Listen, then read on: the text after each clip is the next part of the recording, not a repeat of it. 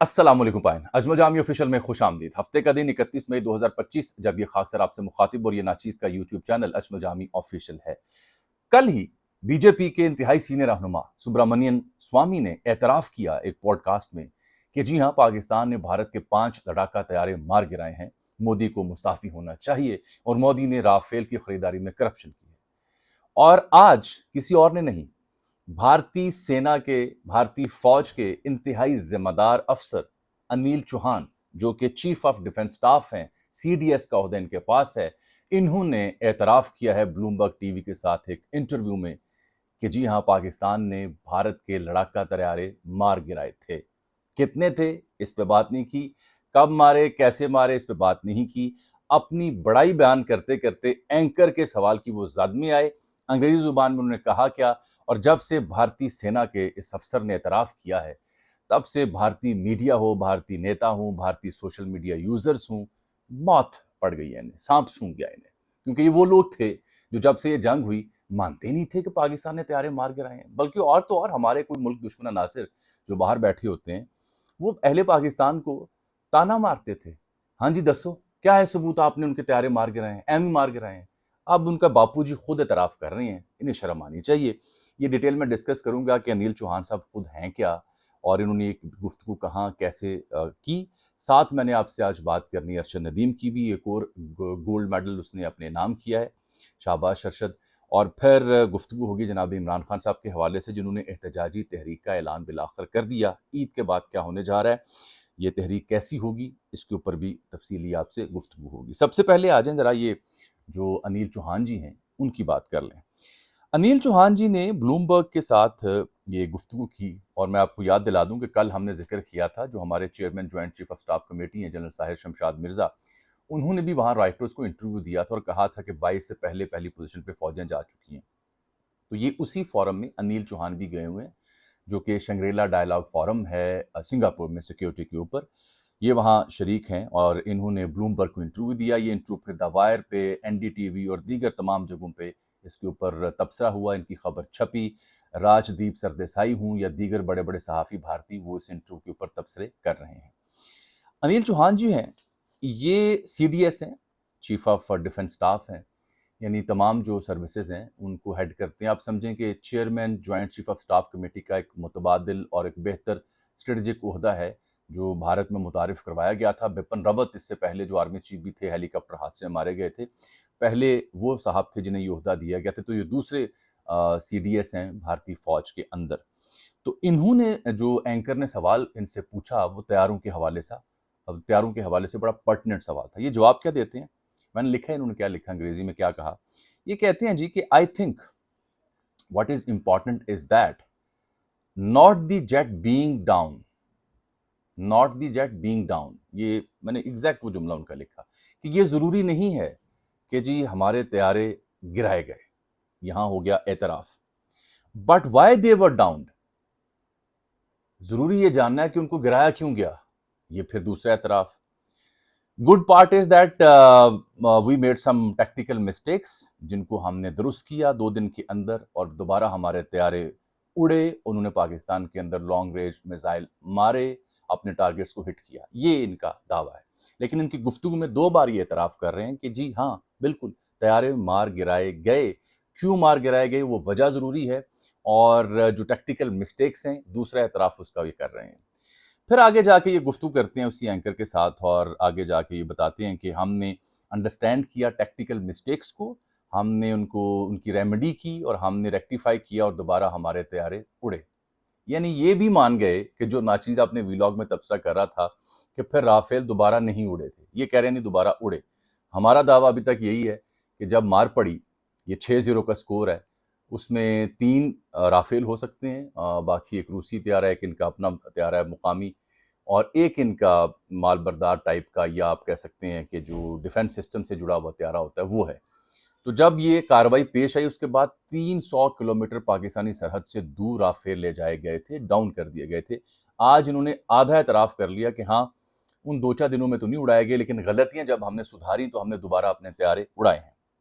ये पहली बार है کہ بھارت کا کوئی ذمہ دار آرمی کا افسر اس کا اعتراف کر رہا ہے۔ اس سے پہلے جب بھی بریفنگ دینے آئے، جب بھی ان کے سفارتکار بریفنگ دینے آئے، جب بھی مودی نے گفتگو کی، امیت شاہ نے کی، راج ناتھ نے کی، ان کے چینلز پہ ارنب گوسوامی یا جنرل بخشی نے زہر اگلا، اس بارے میں بات نہیں کرتے تھے، بلکہ خواب کہتے تھے کہ پاکستان نے کوئی طیارہ نہیں مار گرایا، بلکہ ہم نے پاکستانی طیارے مار گرائے ہیں، جس کا کوئی ثبوت ہی نہیں ہے۔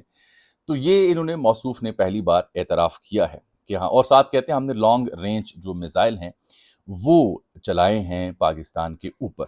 یہ 4 سٹار جنرل ہیں، جنرل انیل چوہان، اس لیے آپ ان کی اہمیت سمجھیں، اور یہ 30 ستمبر 2022 میں عہدے پر فائز ہوئے تھے بپن راوت کی جگہ۔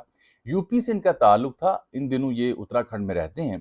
1981-82 میں انہوں نے انڈین فوج میں سروس حاصل کی تھی۔ یہ جو ان کی بڑی مشہور ریجمنٹ ہے گورکھا رائفل، 11 گورفا رائفل سے انہوں نے کمیشن لیا تھا، اور جو ایسٹرن کمانڈ ہے، ایک ویسٹرن کمانڈ ہے جو مقبوضہ جموں کشمیر میں ہوتی ہے، ایسٹرن کمانڈ دوسری والی سائڈ پہ ہے، وہاں پہ 3 کور ہے انڈیا کی، اس کو انہوں نے لیڈ کر رکھا ہے۔ ان کی جو پتی ہیں وہ آرٹسٹ ہیں، ان کی جو بیٹی ہیں وہ بھی آرٹسٹ ہے، اور مزے کی بات یہ کہ ان کی بیٹی کو جو تبتن آرٹ ہے، تبت کے علاقے کا جو آرٹ ہے اس کا بڑا شوق ہے۔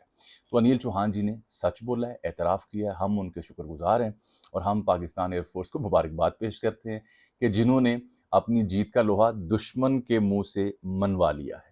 یہ لرن کر رہے تھے، اور ہماری ایئر چیف اور ہماری ایئر فورس ارن کر رہی تھی اور ٹھکا کے جواب دے رہی تھی۔ جو خبریں میں نے آپ کو اس حوالے سے دیں، آج ان کی گفتگو سے یہ درست ثابت ہوتی دکھائی دے رہی ہیں۔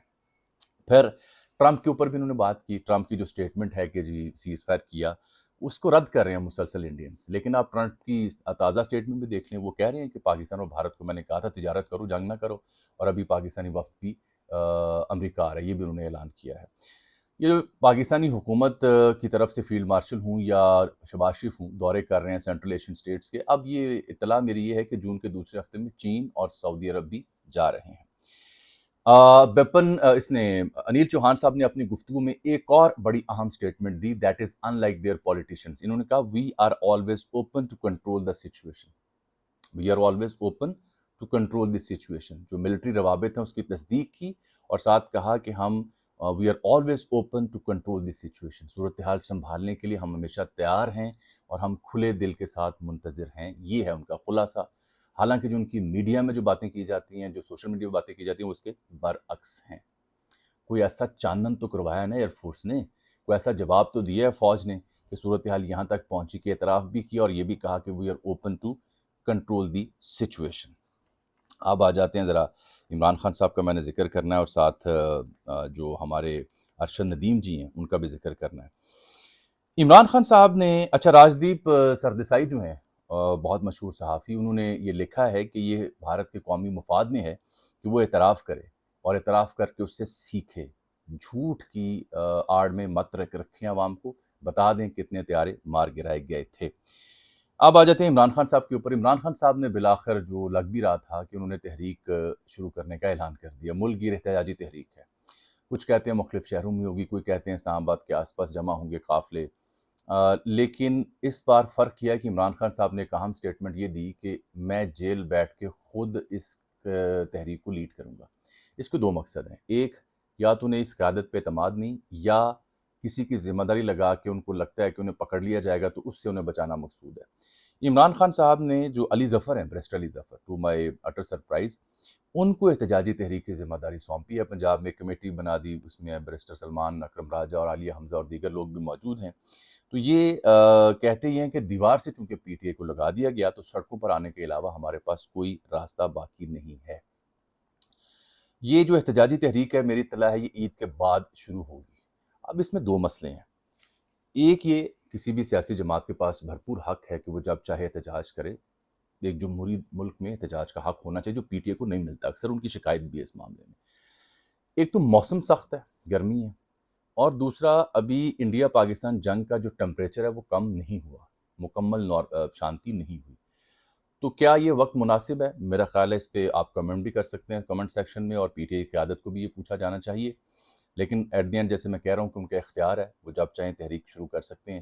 یہ زیادہ مناسب ہوتا کہ اگر وہ سولو فلائٹ کی بجائے جو اپوزیشن الائنس ہے اس میں Mahmood Achakzai, G D A اور دیگر جماعتوں کو آن بورڈ کر کے 4-5 بڑے رہنما اس کو لیڈ کرتے، اس کا امپیکٹ ذرا بہتر ہوتا، کیونکہ اس سے پہلے جب بھی پی ٹی آئی نے احتجاج کرنے کی کوشش کی، قیادت یا دستیاب نہیں تھی، قیادت یا نکل نہیں سکی، یا نکل کے واپسی پر مجبور ہوئی۔ آپ باقی تمام ایونٹس دیکھ لیں۔ اس بیچ میں جو ریاست کی جانب سے جو مسائل درپیش رہے، جو ظلم کیا گیا، وہ اپنی ایک الگ سے کہانی ہے، ہم اس پہ بات کر چکے ہیں۔ جو لوگ اعتراض کریں گے انہیں یہ بتا دوں ہم بات کر چکے ہیں۔ لیکن عمران خان صاحب سے جڑی ایک اور اہم خبر ہے، ایک بزنس مین ہے پاکستانی، تنویر احمد، ان کو ہلال امتیاز بھی حکومت نے 2024 میں دیا تھا۔ یہ جو آپ نے کہانیاں سنی نا، بزنس مین آئے ہوئے ہیں، ڈاکٹرز آئے ہوئے ہیں، منصور علی خان صاحب نے ان سے بڑی تفصیلی گفتگو کی ہے، اور یہ بتا رہے ہیں کہ میں علیمہ خان کی منظوری کے بعد عمران خان سے کئی بار مل چکا ہوں جیل میں، اور کوشش یہی تھی مفاہمت کی، کوئی روڈ میپ بنانے کی، اور کہتے ہیں جی ایک بار میں جب گیا تو عمران خان صاحب نے داڑھی بھی رکھی ہوئی تھی۔ یہ ان دنوں جب یہ وقت پاکستان میں تھا تو کئی لوگوں نے اس کے اوپر تبصرہ اور چرچا کی، لیکن آپ کو یاد ہوگا کہ یہ ناچیز بار بار عرض کر رہا تھا کہ اب کے بار ابھی تک نہ ادھر کوئی اہم ان کی ملاقات ہو سکی ہے، نہ ادھر کوئی اہم ملاقات ہو سکی ہے۔ میں اپنی خبر پہ اب قائم ہوں۔ انہوں نے اپنی ماضی کی ملاقاتوں کا احوال بیان کیا ہے جناب منصور علی خان صاحب کے ساتھ۔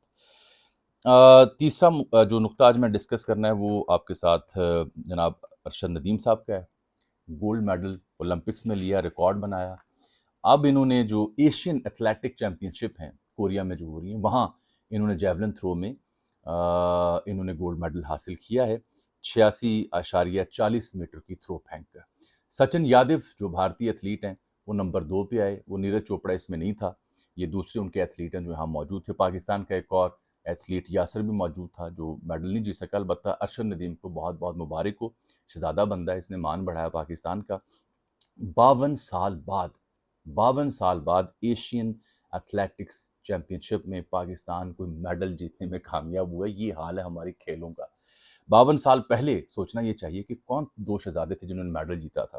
تو جیولن تھرو میں ہی اللہ داد نامی ایک ایتھلیٹ تھے جنہوں نے ایشین ایتھلیٹکس گیم میں میڈل جیتا تھا، اور دوسرے صاحب تھے محمد یونس جنہوں نے 800 میٹر میں میڈل جیتا تھا، اور یہ فلپین میں ایشین ایتھلیٹکس چیمپئن شپ ہوئی تھی۔ اب ارشد ندیم خبروں میں اس لیے نہیں ہے کہ جی گولڈ میڈل جیتے ہیں، سب مبارکباد دیتے ہیں جب پاکستان کو شہری جیتتا ہے، کوئی ایتھلیٹ جیتتا ہے۔ جب ارشد اولمپک کا میڈل جیت کے آیا تو اس کے ساتھ کتنے لوگوں نے وعدے کیے، کتنی حکومتوں نے وعدے کیے، پلاٹ دینا ہے، خزانے سے فلاں دینا ہے، انعام دینا ہے۔ اب خبر یہ ہے کہ جو اس سے وعدے کیے گئے تھے، چاہے وہ پلاٹس کی مختلف بزنس مین کی طرف سے یا مختلف سرکاری آفیشلز کی جانب سے، وہ نہیں دیے جا رہے۔ ایک تازہ بیان رضوان غلزئی صاحب نے جاری کیا ہوا ہے اپنے ایکس کے اوپر، چیف منسٹر جو ہیں کے پی کے، ان سے پوچھا جا رہا ہے کہ ارشد ندیم کو آپ نے جو وعدہ کیا تھا اس کو انعام نہیں دیا، تو انہوں نے کہا جی سرکاری خزانہ میرے باپ کا نہیں ہے۔ یہ کیا کہ انہوں نے بات ختم کر دی۔ کئی بزنس مین بھی ہیں جن کے اوپر شکوہ ہے کہ انہوں نے پلاٹ کے دعوے کیے اور دیگر ذمہ داریوں کے وعدے کیے، وہ پورے نہیں کیے گئے۔ بھی ایسا نہیں ہے، اگر آپ قومی ہیرو کے لیے کوئی دعویٰ یا وعدہ کرتے ہیں پورا کریں نا، پھر یہ بات تو بری بات ہے۔ جانے سے پہلے میں آپ کو 2 چیزیں عرض کرتا چلوں۔ یہ جو سہراب میں بلوچستان میں حملہ ہوا جمعے کو، بی ایل اے کے دہشت گرد آ گئے، اس کے اوپر بہت سی گفتگو لوگ کر رہے ہیں۔ یہ 250 کلومیٹر دور شہر ہے، کوئٹہ کراچی ہائی وے کے اوپر، کوئٹہ سے اوپر کراچی جاتے ہوئے۔ یہ ان کے جو اے ڈی سی تھے 18ویں گریڈ میں چند روز پہلے تعینات ہوئے تھے، ہدایت اللہ بلیدی، کچھی ضلع سے ان کا تعلق ہے، یہ شہید ہوئے ہیں۔ یہ جمعہ کا واقعہ جب مسلح افراد یعنی بی ایل اے والے وہاں دندناتے آ گئے، درجنوں کے حساب سے تھے، اور 1-1.5-2 گھنٹہ انہوں نے شہر کے مختلف علاقوں میں اے ٹی ایمز، تھانے اور دیگر جگہوں کو آکوپائی کرنے کی کوشش کی۔ لیکن سچ بات یہ ہے کہ جیسے ہی ایف سی یا فورسز کے لوگ وہاں پہنچے تو یہ اگر بڑے جوان کے پتر تھے تو وہاں ٹکتے، ان کا مقابلہ کرتے۔ عام جگہ پہ عام شہری، اے ٹی ایم مشین، تھانہ، کچہری، جہاں پہ سویلینز پائے جاتے ہیں، ان کے اوپر بندوقیں تان کے اور خود کچھ جیکٹیں لے کے آ کے لڑنا، یہ تو کوئی بہادری نہیں ہے۔ تو اگر وہاں ٹک جاتے تو پھر چس آتی۔ اب وہاں سے یہ بھاگ نکلے ہیں۔ بلوچستان میں جو کچھ ہو رہا ہے یہ آپ سمجھ سکتے ہیں کہ یہ بھارت سے کیسے انسٹیگیٹ ہو رہا ہے اور کیسے اس کو کنیکٹ کیا جا رہا ہے، کیونکہ نہ ان کی جارحیت ختم ہو رہی ہے اور نہ ان کی یہ شورش کی کہانیاں یہاں ختم ہو رہی ہیں۔ میں ہوں ایک پاکستانی، میری جو وفاداری اس ملک کے ساتھ ہے، میں ہمیشہ اس ملک کی بات کروں گا اور ہمیشہ بندوق اٹھانے والے دہشت گردوں کی ان کی ان کے حق میں بات نہیں کروں گا. میرا آئین ہو، قانون ہو، میرا مذہب ہو، وہ کبھی بھی دہشت گردوں کی حمایت نہیں کر سکتا. جو باہر بیٹھے ان دہشت گردوں کے اوپر نعرے لگاتے ہیں وہ خود ضمیر فروش ہیں. مجھے آج کے لیے اجازت دیں، کیونکہ آج تو ہمارے لیے بڑا فخر کا دن ہے کہ جب دشمن کی فوج اعتراف کرے کہ ہاں پاکستان نے طیارے مار گرائے تھے، تو اس کے بعد اگر مگر کی کہانیاں نہیں رہتی. دیکھنا ہوگا البتہ عید کے بعد خان صاحب کی تحریک کو کہ وہ کیسے جمتی ہے. اللہ حافظ.